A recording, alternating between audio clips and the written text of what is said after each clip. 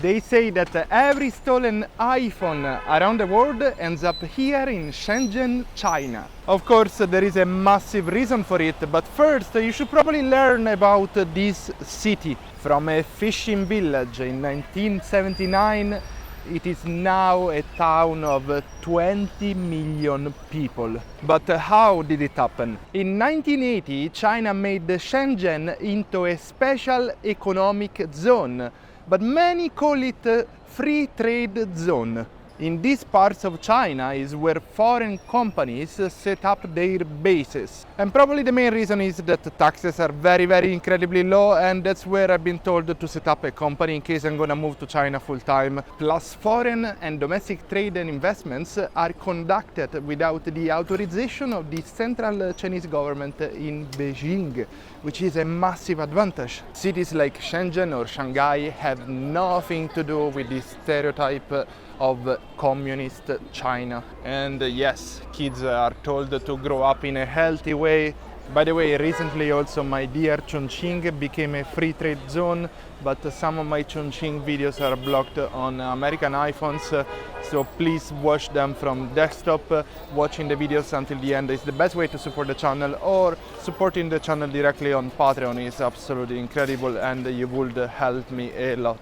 And check this out, we got some iPhones over here. Yeah. Wow.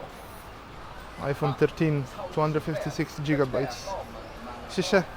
So the first question I have for you all is why do iPhone gets stolen?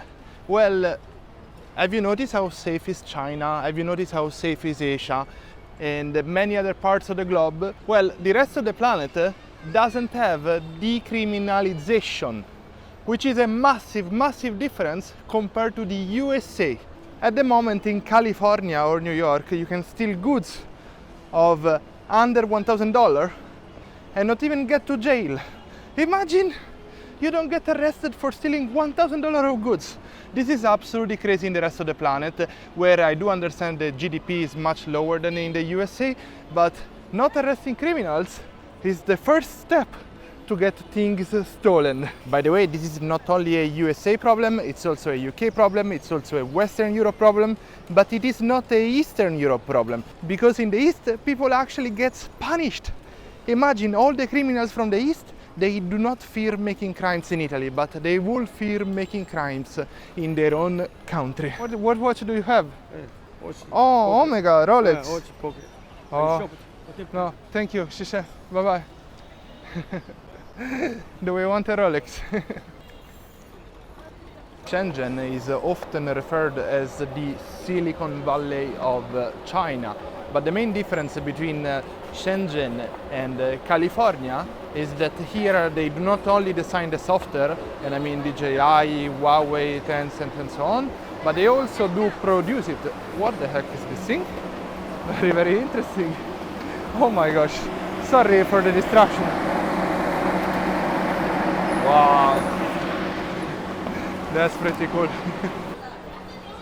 Anyway, Shenzhen is famous for having many entrepreneurs, lots of startups, and lots of people passionate about technology, especially electronics. Which meant that lots of people that they were not practical with software, they started developing their skills in repairing telephones, repairing computer, and every possible technology. And these skills they did develop to the point that now they can disassemble an iPhone despite it being locked. I got another question for you. How do the Chinese become so good at disassembling phones? Well, in reality is that if they steal a phone in the UK, the criminal prefers to sell it in the UK, and to try to unlock the phone, they will try to threaten you with multiple questions. They will say that they will tell to the internet where you are or other BS. So in many cases, the main goal of the criminals is to sell you back your own telephone. But what if they do some shoplifting from a mall in Los Angeles or a mall in New York? What if they are not able to unlock the phone? And that's when all these criminals are forced to do a massive shipment of telephone at a much cheaper price, a super discounted price, and the only buyers available are here. But why do we actually have buyers? Well, in this case, I will tell that the main fault is Apple itself. Apple has one of the ugliest policies on this planet. Apple was never a fan of the right to repair your own items. Their only goal is for you to buy their insurance. And after 2 years, when the insurance is expired, their goal is for you to buy a new telephone. There is an American YouTuber which I strongly support. His name is Louis Rossmann, and he dedicated his entire YouTube channel to the topic right to repair. Not only Apple, all these major companies nowadays, they are selling us products that we cannot fix, we cannot open, we can do nothing with them. The only possibility they give us is to buy a subscription. And this is how this hidden, not so hidden market in Shenzhen thrive. 150. Oh, it's pretty sweet. Green. Can you open? Can you open? Open? Yes. Shisha. I want to check something. 来， 回 OK， Shisha. 谢谢。 Thank you. Bye bye. 拜拜。 Nice. No worries, no worries.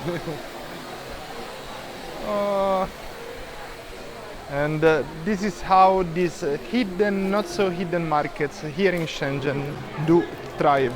Really, think about it. If you were me and only one of the 3 lenses was broken, would you prefer to repair only one lens, or would you like to buy an entire new telephone? Do you know if it's possible to repair only one lens? Only one? Only one. Only the zoom lens? Camera. Where can I go? Check. Repair the camera. Camera. Camera. Where is camera? Where? I need the zoom lens. Zoom lens. Yeah, the zoom. The It's been a while. this one. Number 2. Sometimes is shaky. Change camera. I have For 500. 500. Yes. 500. 30 minutes change. 30 No. minutes 500. Yes. No. Okay. Okay, let me think, because this is not my telephone. I have my phone. But Shisha, thank you. So ladies and gentlemen, I didn't show you the shop, I didn't show you the shop owner, I want to respect their privacy, but for 500, in 30 minutes, they are gonna repair the lens of my iPhone. 500 RMB is much cheaper than buying an entirely new telephone. Subscribe and join me on Patreon for free for extra content.